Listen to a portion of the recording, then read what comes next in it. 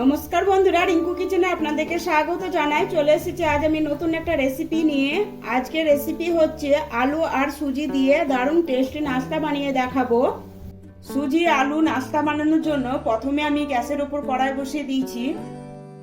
কড়ার মধ্যে দিয়ে দেব 2 কাপ জল, স্বাদ অনুসারে লবণ।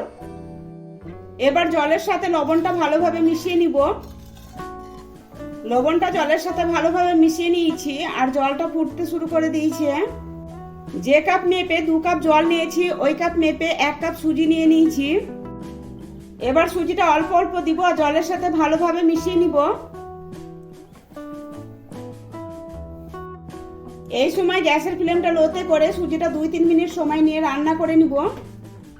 2-3 মিনিট সময় নিয়ে সুজিটা রান্না করে নিয়েছি। এবার গ্যাসটা বন্ধ করে ঢেকে 5 মিনিটের জন্য রেখে দিব।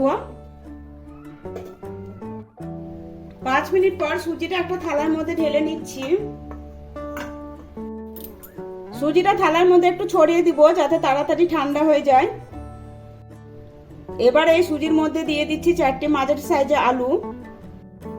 আলুটা আমি আগে থেকে সেদ্ধ করে নিয়েছি, তারপর একটা গ্রেটারের সাহায্যে গ্রেট করে নিয়েছি। একটা কুচনো পেঁয়াজ, একটা কুচনো কাঁচা লঙ্কা। ঝালের জন্য আমি একটা কাঁচা লঙ্কা ব্যবহার করেছি, আপনারা আপনাদের পছন্দ মতো ঝালটা কম বেশি করে নেবেন। দিয়ে দিচ্ছি 1 ইঞ্চি আদা। আদাটা আমি গ্রেট করে নিয়েছি। হাফ চামচ মতো চাট মশলা, 1 চামচ মতো গোলমরিচের গুঁড়ো, শুকনো লঙ্কা কুচিয়ে নিয়েছি হাফ চামচ মতো দিয়ে দিলাম, হাফ চামচ জিরে গুঁড়ো, হাফ চামচ গরম মশলা গুঁড়ো।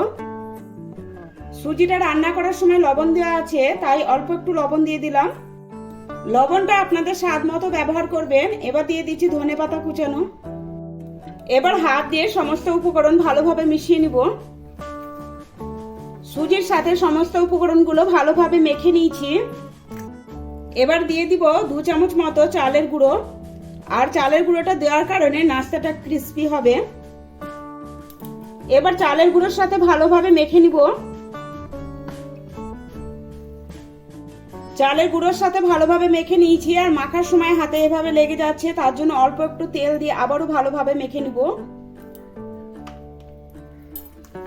তেলের সাথে ভালোভাবে মেখে নিয়েছি, হাতে তেল লাগিয়ে নিলাম।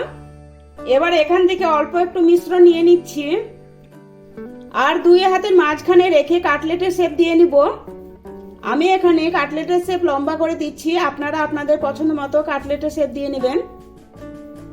এই দেখুন একটা কাটলেট বানিয়ে নিয়েছি। একই রকম ভাবে সমস্ত কাটলেট বানিয়ে তারপর আমি আপনাদের দেখাচ্ছি। একই ভাবে সমস্ত কাটলেটগুলো বানিয়ে একটা থালার মধ্যে নিয়ে নিয়েছি। কাটলেটটা ফ্রাই করব, তার জন্য আমি আগে থেকে একটা কড়াইয়ের মধ্যে কিছুটা পরিমাণ সাদা তেল গরম করতে বসিয়ে দিয়েছিলাম। তেলটা ভালোভাবে গরম হয়ে গেছে। এবার বানিয়ে রাখা কাটলেটগুলো একে একে তেলের মধ্যে ছেড়ে দেব। কাটলেটগুলো তেলে দেওয়ার সঙ্গে সঙ্গে নাড়াচাড়া করা যাবে না, 2 মিনিট এভাবে রেখে দেব। কাটলেটগুলো এবার উল্টে পাল্টে লাল লাল করে ভেজে নিব। কাটলেটগুলো ভাজার সময় গ্যাসের ফ্লেমটা হাইতে রেখে কাটলেটগুলো ভাজতে হবে। এভাবে কাটলেট বানিয়ে বাচ্চাদের টিফিনে দিতে পারেন বা সকাল সন্ধ্যা চায়ের সাথে নাস্তা হিসাবেও সার্ভ করতে পারেন। কাটলেটগুলো উল্টে পাল্টে লাল লাল করে ভেজে নিয়েছি। এবার কাটলেটগুলো তেল ঝরিয়ে একটা প্লেটের মধ্যে তুলে নিচ্ছি আর একইভাবে সমস্ত কাটলেটগুলো ভেজে তারপর আমি আপনাদের দেখাচ্ছি। একই রকম ভাবে সমস্ত কাটলেটগুলো ভেজে নিয়েছি।